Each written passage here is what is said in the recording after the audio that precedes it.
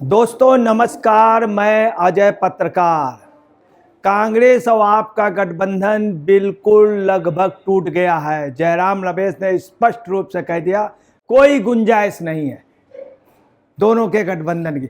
वहीं आपसे गोपाल राय ने, उधर केजरीवाल ने, आपके सभी नेताओं ने ये पहले ही कह दिया था कि कोई भी गुंजाइश हरियाणा, पंजाब व दिल्ली में विधानसभा में नहीं है। मैं आपको बता दूं, जनवरी में या फरवरी के नए साल के नए 2-3 महीने के अंदर निश्चित तौर पे दिल्ली के चुनाव हो जाएंगे और महाराष्ट्र के चुनाव, हरियाणा के चुनाव, इन जगह के चुनाव अक्टूबर-नवंबर तक होने की संभावना है। सबसे बड़ी बात ये आ रही है कि इंडी गठबंधन का जो गठन हुआ था और ये हुआ था सब मिल के लड़ेंगे, वो पहले ही टूट गया था। इंडी गठबंधन बंगाल में टूट गया था। बंगाल में ममता बनर्जी ने अलग कैंडिडेट लड़ाए थे और कांग्रेस ने अलग लड़ाए थे। यही पोजीशन पंजाब में हुई थी। पंजाब में आप पार्टी जो थी वो कांग्रेस के खिलाफ लड़ रही थी, दोनों एक दूसरे के खिलाफ। और हरियाणा और गुजरात में और दिल्ली में एक साथ थे। अब कहीं भी संभावना नहीं। सबसे हंसी की बात उसमें ये होगी कि इंडी गठबंधन में किसी दल का कहीं पर भी राष्ट्रीय स्तर पर किसी स्टेट में एक साथ होंगे, दूसरे स्टेट में अलग अलग रहेंगे। वहीं जयराम रमेश ने कहा कि कुछ राज्यों में संभावना है, जैसे महाराष्ट्र, झारखंड, छत्तीसगढ़, इन जगह पे संभावनाएं उनको झलक लगती हैं। अब देखिए आज जयराम रमेश ने स्पष्ट रूप से क्या कहा। जयराम कांग्रेस के बेहद सीनियर लीडर, थिंक टैंक और मास्टर प्लानर में जयराम रमेश का नाम होता है। जयराम रमेश और कांग्रेस में जितने भी नीति निर्धारण होती है, जिसमें उसमें जो 5-6 प्रमुख लीडर हैं, उसमें जयराम रमेश है। जयराम रमेश ने बात दृढ़तापूर्वक कह दी है कि महाराष्ट्र एवं झारखंड के विधानसभा चुनाव में Indian national development inclusive alliance बरकरार रह सकता है। मतलब उन्होंने कहा महाराष्ट्र और झारखंड के चुनाव पे। अब समस्या ये है, वो भी इंडिया गठबंधन रह सकता है, वो भी निश्चित नहीं। मैं आपको बता रहा हूँ वहाँ पर भी जो पोजीशन है संजय राउत की वजह से एक नहीं हो पा रहे हैं, चूँकि संजय राउत कम्युनिस्टों व और शरद पवार जी वगैरह के डमी राजनीतिक लोगों में। नहीं तो आपको बता रहे हैं जो खबरें हैं वह जो सूत्रों से खबरें आ रही हैं, वह जिस चीज़ की चर्चा चल रही है कि उद्धव और भाजपा जो है एक ही खेमे में है, ज़्यादा आपस में विरोध नहीं, मगर संजय राउत कुछ न कुछ ऐसी घटना कर देते हैं कि दोनों को एक नहीं होने दे रहे। मगर वो दिन दूर नहीं जब उद्धव ठाकरे और भाजपा एक ही उस पे हों। चूँकि उद्धव भी ये महसूस कर रहे हैं कि उनके पिताजी का जितना सम्मान भाजपा करती थी उतना सम्मान मुझे नहीं मिल पाया। उसकी वजह ये रही, चूँकि मैंने कहा था आदित्य ठाकरे से बात कर लो, वो बात अमित शाह को नागवार लगी थी। अब वो भी महसूस कर रहे हैं कि मुझे नहीं कहना चाहिए, मैंने संजय राउत के इशारे पे बात कह दी थी।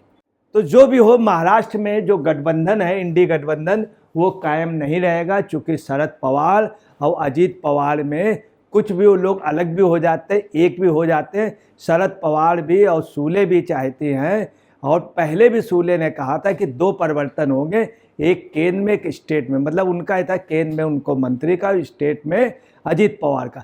शायद ऐसा कुछ शरद पवार जी कोई ऐसा समझौता करा दे तो वहाँ पर भी इंडी गठबंधन की संभावना नहीं, ये स्वयं इन्होंने महसूस कर ली। आप वहाँ पे कहीं स्टैंड नहीं करती। जयराम रमेश ने ये भी कहा कि जिन राज्यों में कांग्रेस एवं सहयोगी दलों के नेता चाहेंगे वहाँ यह गठबंधन बरकरार रहेगा। तो इससे मतलब साफ हो गया है कि राष्ट्रीय स्तर पर या कांग्रेस का जो नेशनल बॉडी है उससे आपका या अन्य गठबंधनों का कोई रिलेशन नहीं रह गया। पार्टी के हर जगह अलग विचार होंगे, अलग गुट होंगे, तो पार्टी में, कांग्रेस में एकता कैसे रहेगी। ये जो बयान है उसमें ऐसा लग रहा है कि तेलंगाना में बहुत कुछ होने जा रहा है। जिस तरह से मोदी जी से, अमित शाह जी से और चंद्रबाबू नायडू से वहाँ के रेड्डी मिले हैं और वो महसूस कर रहे हैं कि हमको केंद्र में अपनी सरकार केंद्र के सहयोग की ज़रूरत है। दूसरी बात, कांग्रेस के कुछ नेताओं की महत्वाकांक्षा से आंध्र प्रदेश के चीफ मिनिस्टर रेड्डी काफ़ी कुछ खामोश हैं और परेशान हैं। ऐसे उसमें चूँकि रेड्डी देख रहे हैं कि वहाँ पे कांग्रेस तेलंगाना में जीत के अपने कार्यकर्ताओं रेड्डी व वहाँ के कुछ प्रदेशी नेताओं के बल पे जीत के आई है, न कि राहुल गांधी, प्रियंका गांधी या कांग्रेस के केंद्रीय कांग्रेस के। इसलिए वहाँ पर इसीलिए ये बयान दिया गया इन्होंने, ये भी एक वजह है। इसके बाद जयराम रमेश ये भी कह रहे हैं महाराष्ट्र, झारखंड, हरियाणा में इसी साल अक्टूबर नवंबर में विधानसभा चुनाव होने हैं। दिल्ली में अगले साल की शुरुआत में विधानसभा चुनाव।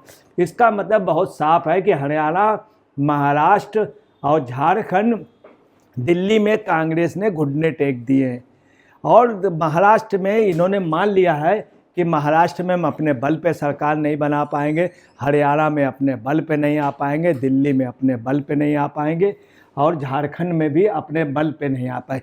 अब सवाल इस बात का, महाराष्ट्र में भी आने की कोई संभावना नहीं, दिल्ली में कोई नहीं, क्योंकि कांग्रेस का विधायक ही नहीं है वहाँ पर, एक सांसद भी नहीं है दिल्ली में, तो कैसे आ जाएंगे।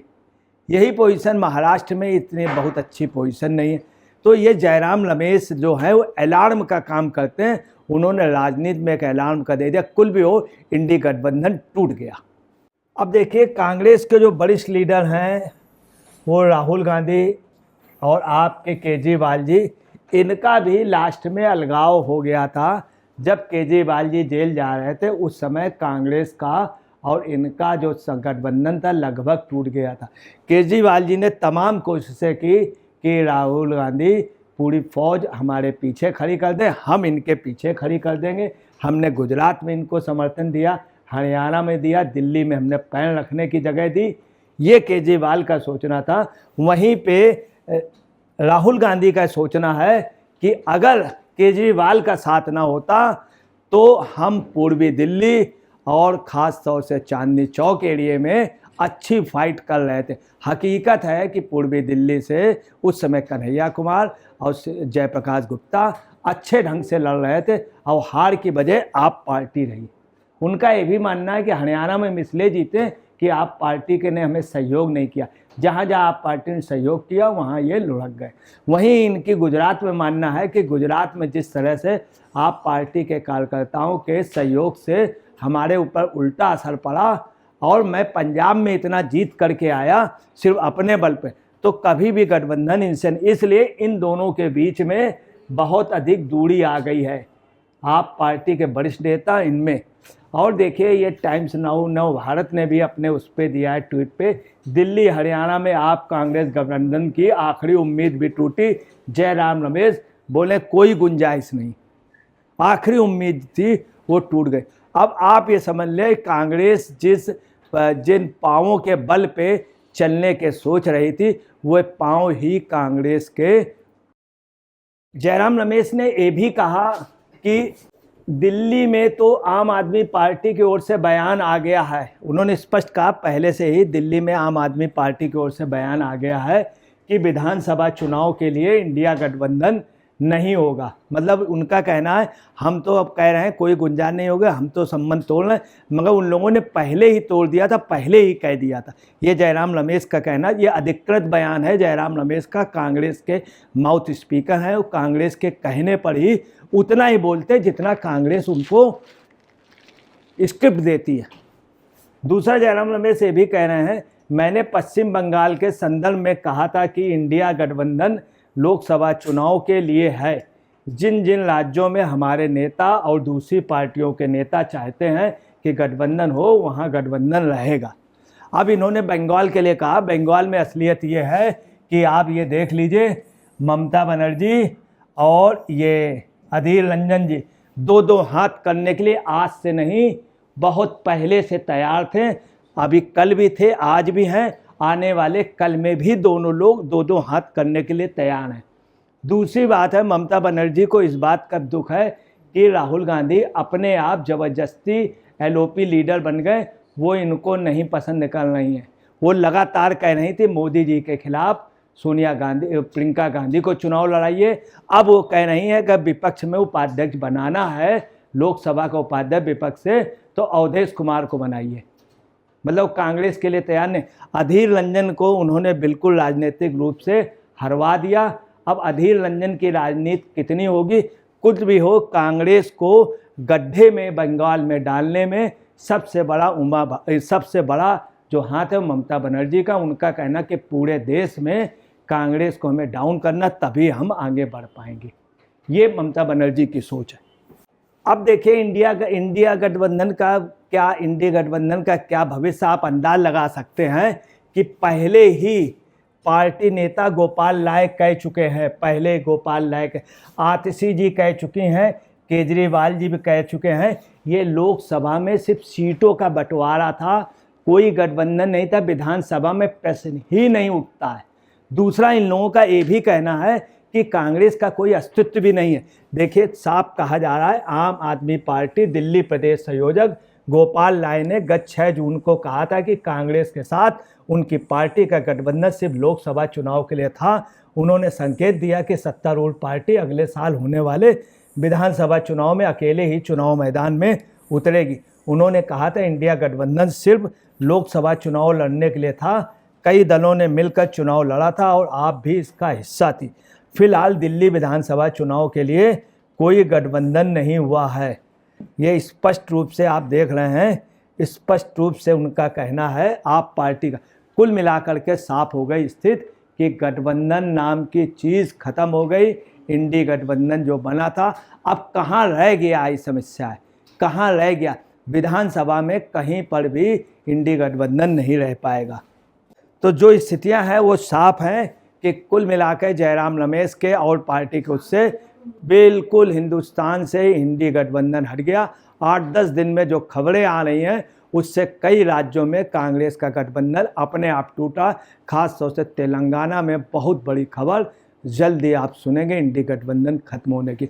दोस्तों नमस्कार, मैं अजय पत्रकार।